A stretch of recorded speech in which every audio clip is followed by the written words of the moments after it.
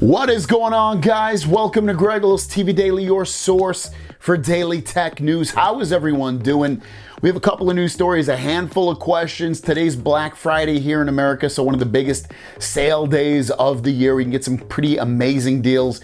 In the comments down below, I'll leave my 3 favorite deals of what I think people would be interested in, potentially, like cool stuff.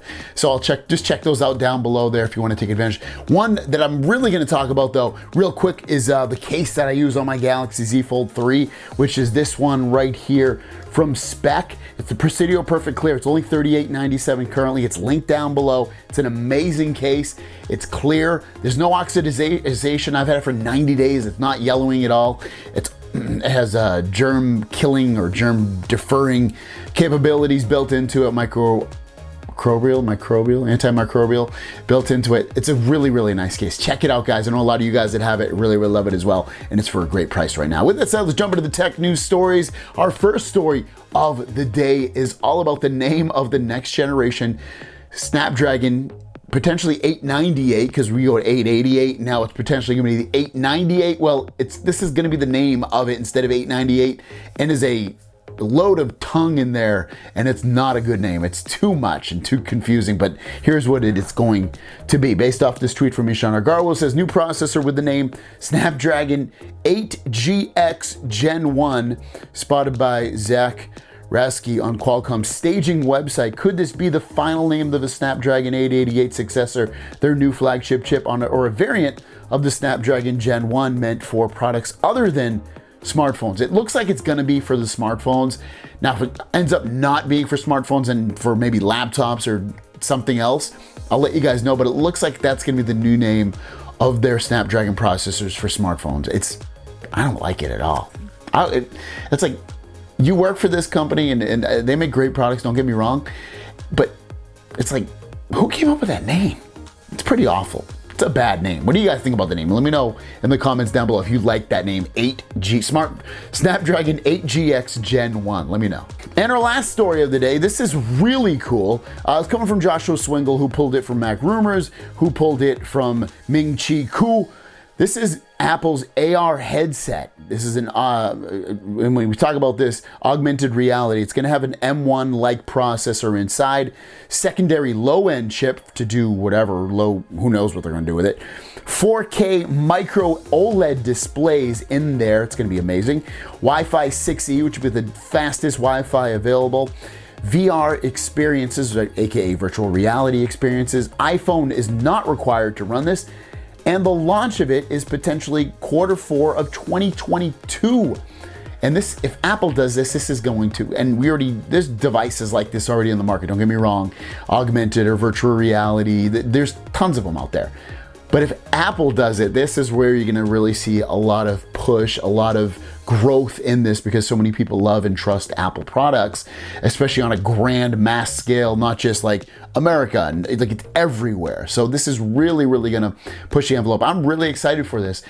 Usually when Apple comes out with a first generation product, it's usually missing a bunch of features that people would want, and then the second gen comes on like, oh, this is really what I wanted. So I guess we'll have to see if this first gen product is missing some things that people ultimately want, but seeing everything in there is making me pretty excited, like to the point where I'm like, damn, this is gonna be pretty damn cool. Everything from watching movies in a virtual movie theater, running a virtual desk, running video games through these. There's so many things that you can do with this that are gonna potentially, hopefully, blow people away, and it's very, very exciting. So let me know your thoughts on a augmented reality Apple headset. What do you think about that? I think it's pretty cool. This is potentially what Apple's gonna push within the next few years. That would ultimately be your iPhone. You wouldn't hold an iPhone, you'd have some kind of glasses on, and that would be your iPhone. Let me know your thoughts on all this in comments down below. With that said, let's jump into the Q&A portion of the video and drop that beat.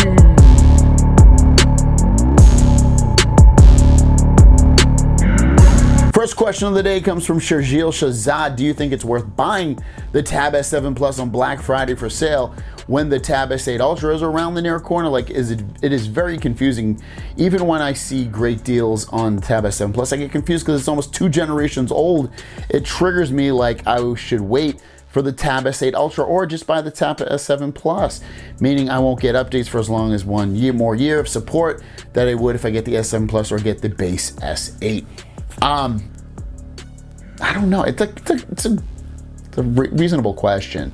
I mean, if you don't need a tablet, yeah, wait. You're like a couple months away from the S8 line of tablets, and you're right, you will get 1 year less of updates. But if you can get a crazy deal on it, take advantage of it. And you might even make, for instance, if you decide to trade that in when the S8 comes out, you might make money on your trade-in because of how much you got off with the S7, so think of it that way as well. If you can get a good deal, I'd say do it. Moni says, hey Greg, have you heard about the Oppo rollable phone? It is pretty sick. Do you know when they will launch it and the price? I actually don't. I haven't seen too much about that one. I would need to look that up. But again, Oppo's not released in America, so it's like, it doesn't excite me that much because I know I'd have to import it and it's not going to be fully workable with all our antenna bands over here. Some of them, probably most of them, but not all of them. So it's like, I don't even pretty much bother.